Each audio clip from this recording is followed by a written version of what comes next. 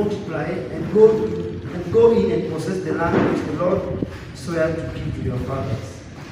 And thou shalt remember all the way which the Lord thy God led thee these 40 years in the wilderness, to humble thee and to prove to thee, to know what was in your heart, whether you could keep his commandments or not.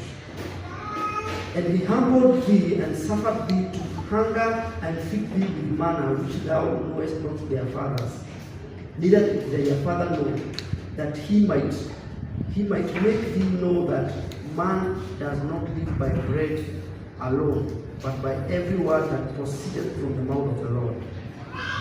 Verse 4. Thy raiment waxed not old upon thee, neither did thy foot swell those 40 years. Thou shalt also consider in thy heart that as a man chasteneth his son, so the Lord thy God does chasten thee. Therefore, thou shalt keep the commandments of the Lord thy God and walk in his ways and to fear him. Verse 7. For the Lord thy God bringeth thee into good land, and land of brook of waters, and fountains, and depths, and springs out of the valley and hills. Verse 8. And land of wheat and barley, and vines, and fig trees, and pomegranates, and the land of olive oil and honey.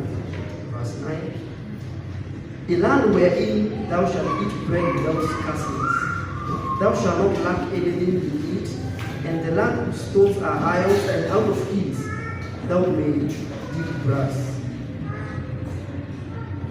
When thou hast eaten and art full, you shall remember the Lord thy God for the good of land which he has given to you. Beware that thou forget not the Lord thy God in keeping his commandments and his judgments, his statutes and his commandments that he has given you this day. Lest when you have eaten and are full, you build.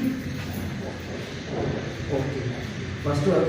Lest when thou hast eaten and are full, hast built good houses and dwell in, and when the herd and flock multiply, and silver and gold is multiplied, and all thy houses multiplied, then thy heart be lifted up, and thou forget the Lord thy God, which brought thee forth out of the land of Egypt from the house of bondage. Verse 15. Who led thee through that great and terrible wilderness, wherein were fiery serpents and scorpions and drought, where there were no water, who brought thee forth waters out of the rock of flint, who fed thee in the wilderness with manna which thy fathers knew not, that he might humble thee, that he might prove thee to do good at thy later end. And thou say in thy heart, my power and my might have gotten me this well. But thou shalt remember the Lord thy God, for he has given thee power to get well, that he may establish his covenant which he sware unto thy fathers, as it is this day. And it shall be, if thou do not all forget the Lord thy God, and walk after other gods, and serve them, and worship them, I testify against you this day, you shall surely perish. There's a nation which the Lord destroyed before your face shall also perish, because ye would not be obedient unto the voice of the Lord your God. Praise God. Now, these are the laws which God had given the children of Israel when he brought them out of Egypt. Now, God demanded absolute obedience. Praise God. And if the children of Israel wanted to obey God, they were to face the consequences exactly as those nations that were being driven out by the Lord. Praise God. So the blessings of the Lord are not unconditional, they are conditional. Praise God.